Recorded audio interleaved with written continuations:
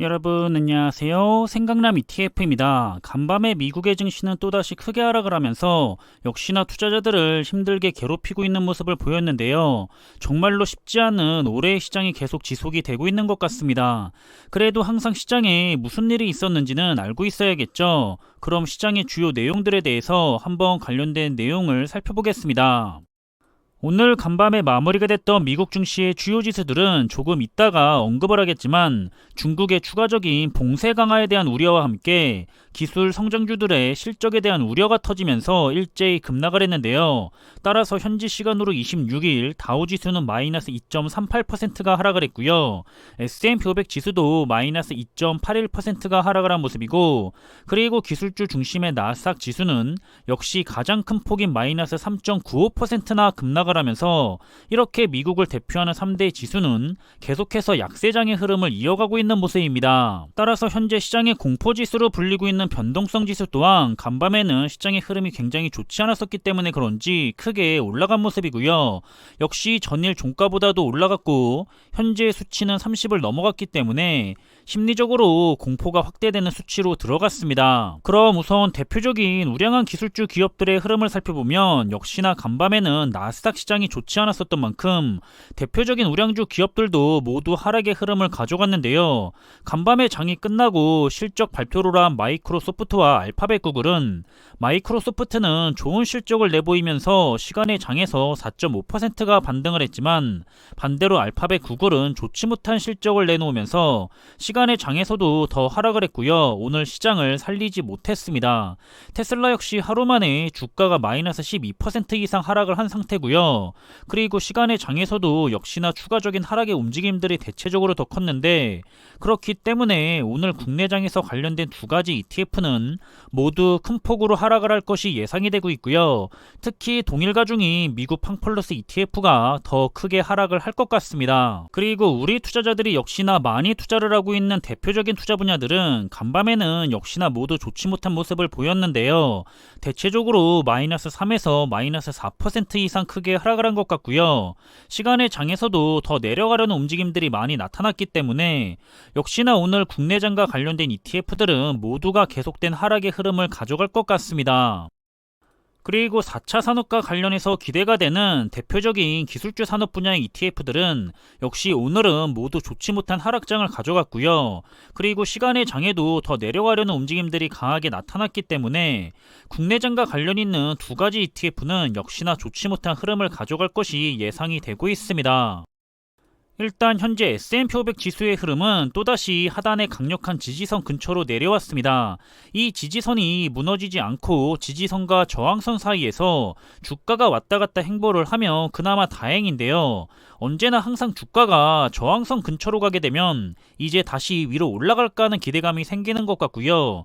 반대로 주가가 지지선 근처로 내려가게 되면 여기가 더 무너지면 더 크게 하락을 할 가능성이 큰데, 정말로 설마 무너지면 어쩌지 하는 걱정이 드는 것 같습니다.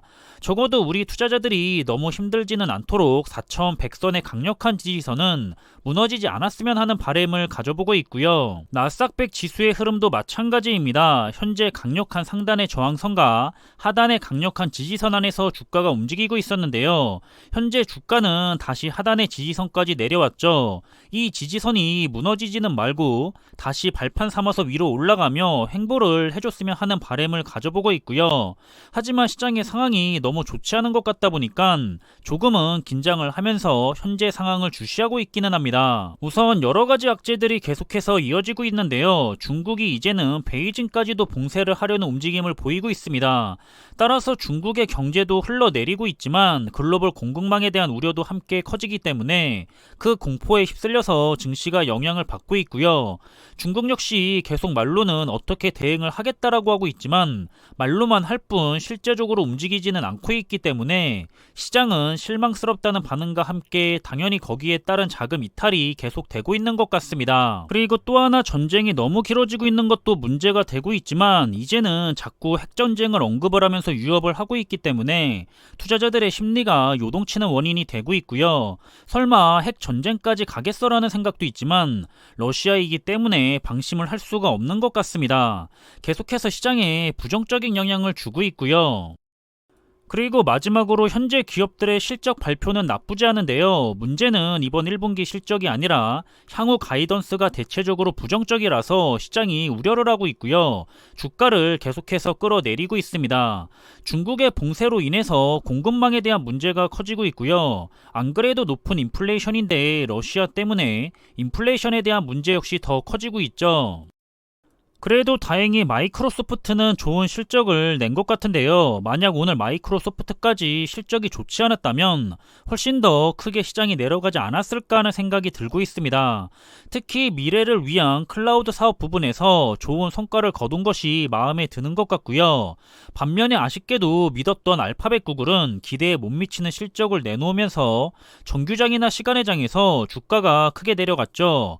대신에 내려간 주가를 다시 올리기 위해서 대규모 자사주 매입을 진행할 계획을 가지고 있는 것 같습니다. 시장에서는 아직까지는 미국의 경제가 잘 버티고 있다고 보고 있는 것 같고요. 하지만 계속해서 변동성은 크게 나타날 거기 때문에 끝까지 방심하지 말라고 전달을 하고 있습니다. 올해 하반기부터는 시장이 좋아질 것을 기대하고 있는 분위기인데요. 현재 악재들이 어디까지 시장을 하락시킬지는 모르겠지만 되도록이면 저항선과 지지선을 벗어나지 않으면서 그 사이에서 시장이 횡보를 했으면 하는 바람을 저는 역시 가져보고 있습니다. 일단 오늘 당장에 있을 구 페이스북인 메타 플랫폼스의 실적이 중요할 텐데요. 알파벳 구글처럼 실적 전망이 좋지 않기 때문에 걱정이 되고 있고요. 애플과 아마존닷컴까지 시장에 큰 영향을 미칠 것 같은데 과연 시장을 하단의 지지선에서 끌어올려줄 수가 있을지 걱정이 되기도 하고 기대가 되기도 하고 그런 것 같습니다. 이왕이면 위로 끌어올려주기를 그래도 기대해보고 싶고요. 마지막으로 그동안 기대를 했던 ETF가 어제 상장을 했는데요. 시장이 힘들어도 투자자들은 매수를 하던지 매도를 하던지 투자를 하기 때문에 항상 좋은 성장을 기대한다는 목적으로 만든 세계 최초의 미국의 ETF 산업에 투자를 하는 ETF입니다. 투자 아이디어가 정말 괜찮은 것 같아서 관심을 가지고 있었는데요. 역시나 운용사들은 시장의 변동과는 상관없이 꾸준하게 수익을 낸다는 것에 초점을 맞춘 것 같습니다.